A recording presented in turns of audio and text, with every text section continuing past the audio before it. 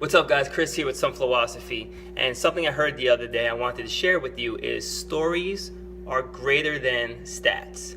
I'll say it again, stories are greater than stats. And because traditionally the way we learn was through stories. Your grandfather, your great-great-great-great-grandparents, your ancestors told someone a story, and people will learn from that story, and the next person will say another story, and they'll change the story slightly to change the moral or whatever the outcome of the story is. And we resonate with that because deep down emotionally we can connect with someone else's story. That's why the best presenters, they tell great stories. The best comedians tell great stories. The best whatever, public speakers all tell great stories. And that's what people can actually connect with. Now, stats are very important, don't get it twisted.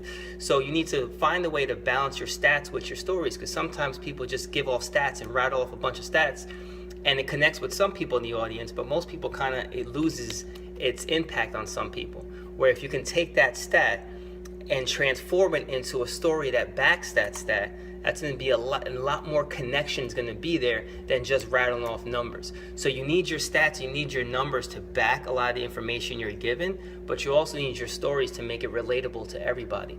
So stories are greater than stats in the sense that they're more relatable, but stats are greater than stories when it comes to giving off actual scientific facts towards things. So when you get into public speaking or you get into teaching, you want to be able to balance those two out, not just be so heavy on one side. You can tell there's some speakers out there that are very heavy on the stat side, but they put people to sleep and everyone's bored, like, oh, that was a good presentation, but that was heavy, that was a lot. Versus someone who just only tells stories. They're like, oh my God, I love that stuff, but where's your numbers? Where's your facts? So you got to find a way to balance the two out. So that's our philosophy for today. Stories are greater than stats. Again, we connect with that emotionally, but obviously you need your stats to back up what you're saying.